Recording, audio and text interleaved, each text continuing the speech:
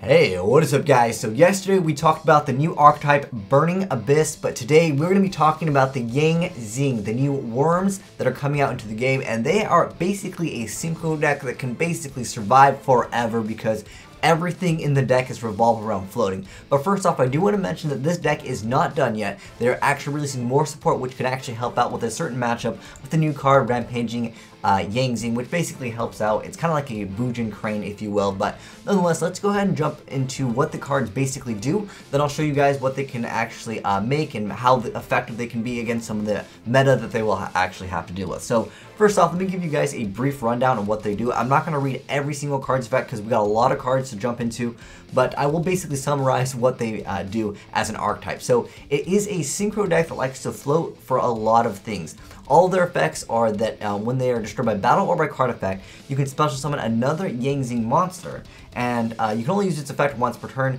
So basically the light one can activate its effect once per turn, the wind one and the fire one. Basically there's a light, there's a wind, there's a water, there's fire, there's earth, and there's also dark coming out, but that'll be later on. And basically they float once per turn, so each one of them can float into another one. So that effect of them only being able to be activated once per turn is not really a downside. It just kind of lets you cycle, which is actually good for the deck because there's some support cards that require you to have different ones in the grave.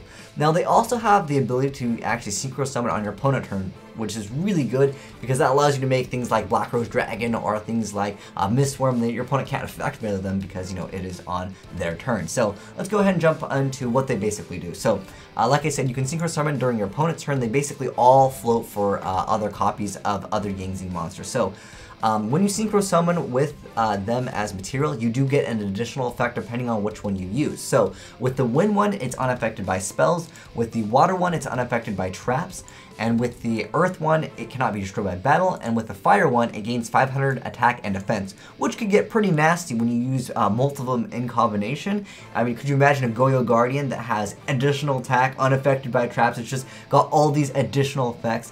I was thinking about trying to build a deck actually, kind of off topic, but real quick, just being able to reduce all the levels of all the Yang Zings by, like, you know, 3 or 4, just reduce them to a very small amount, and then synchro summon using all of them, and then having a synchro monster that's just unaffected by everything. Basically, a Leo would be really nasty to bring out into the game with all those additional effects.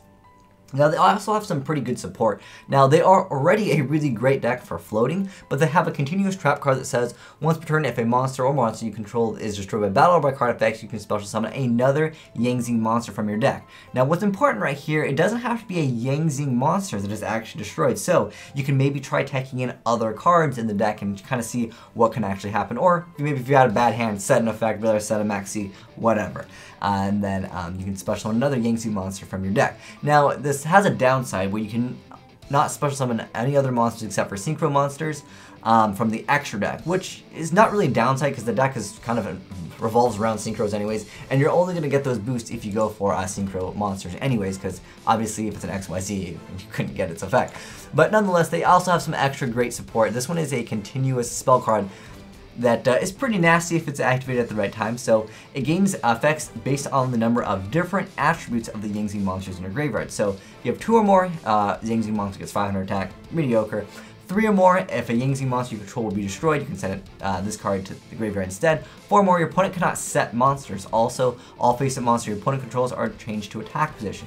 If you have 5 or more, which is basically the best effect, is you can send this card to the graveyard and destroy all cards in the field. And you can get cards relatively fast, but I think that most players probably won't run 3 copies of these, even though you could probably get its effect relatively quick, but most good players probably won't set everything on board if you're already activating this. And obviously you can kind of just crash your own monster, so maybe your opponent will get surprised, you know, Regeki'd and Feather Dustered while it destroys everything. So it's more like a Dark Hole and a Heavy Storm at the same time, but nonetheless, still a good effect because obviously you still get your Yang Zing effects after that anyways, but obviously not during the same turn because you're probably going to be cycling through everything. But nonetheless, a fantastic card, maybe at like 1 or something in the deck.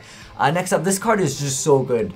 I still can't believe this card. When I saw its original text on DevPro, I'm like, oh, I'll probably change it later. You can't like conduct your battle phase. But anyways, you get to target 3 Yang Zing monsters in your graveyard, shuffle all 3 into the deck, and then draw 2 cards. But what's the downside? You can only activate 1 of them per turn. So basically a Pot of Avarice, if you will.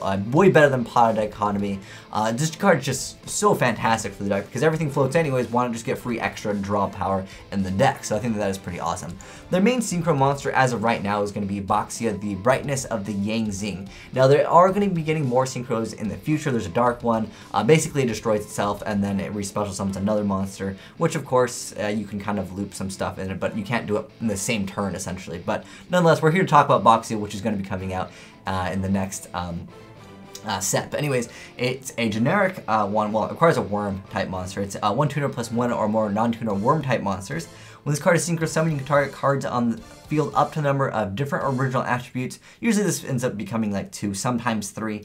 Then you get to shuffle those same amounts into the deck. So that's actually a really good effect. So, you know, get rid of stuff that's problematic anyways. And then the other effect is really good. Once per turn, you can target 1 card you control and 1 level 4 lower monster in your graveyard, destroy that card on the field. And if you do, special summon that target monster from the graveyard. So that's a really fantastic effect. And I'm glad his attack isn't like over 3,000 because his attack can get boosted up by 500 relatively quick anyways. But the main effect is basically once per turn, you're going to be able to not only bring this guy out, but if you happen to have another Yang Zing additional to this card, being able to pop your Yang Zing, getting your effect, then special summon another one, you get for a double synchro. So synchros are really coming back into the game, I would say, with this, because there's not too many decks as of right now that really like to spam the synchros or basically a synchro-oriented based deck. So I think this is definitely a good card.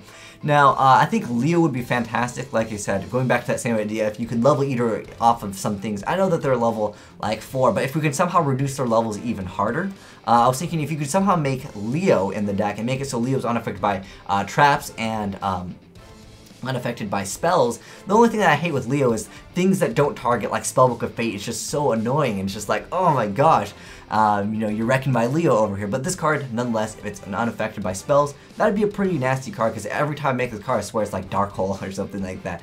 And this card is still a very powerful card in the game. Also, because like I said, you can synchro summon during your opponent's turn, cards like Mistworm, cards like Black Rose Dragon will be excellent in this deck, because being able to, you know, go for things like I mentioned earlier on, without your opponent being able to affect Veil or something like that is fantastic into the game.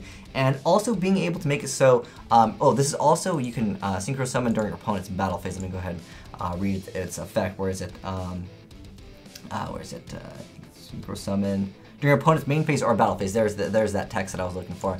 So yeah, that's a really good effect, because basically you can decide what you want to make during that battle phase. And that's pretty good to be able to just Black Rose your opponent on their turn. It reminds me of back in the day when you used to use formula for that effect, but nonetheless pretty awesome that this deck is able to do that too. Like I said, being able to not get effect failure is really key, especially when people sometimes duality, or they are able to add effect failure to their hand with whatever card. But let's go ahead and talk about what this deck can actually do for the metagame, because this deck is getting a lot of hype right now, and I honestly think it has a lot of potential. But with Midrash coming out into the game and looking at the OCG as they had technically, the OCG always has the deck first. Midrash is basically, well, the Shaddolls in general, that archetype basically doesn't allow the deck to function too well. But like I said, they're getting more support in the future, and this card will definitely help them out once this card comes out.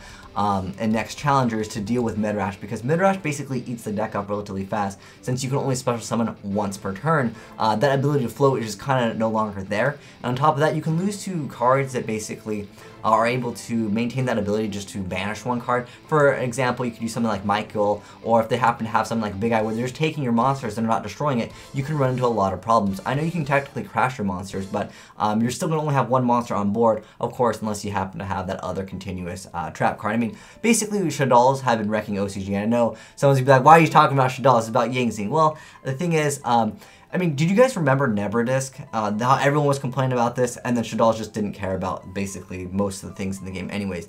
And also, I feel like the deck really loses to Vandy's Emptiness, so once this card gets flipped face up, I mean, the deck doesn't have a out that I know of as of right now. Of course, in the future that just may happen. I know that there's that one card where you can destroy all the cards on the field, but you know, you're gonna have to get some cards in the graveyard first. And if Vandy's Emptiness gets thrown up, and you just have too many other cards that are basically like supply unit, any other cards that let them float into more cards, or those other cards that basically, or I don't know if you want to call them like late game cards, just cards that you need the Yang Zing Dragons.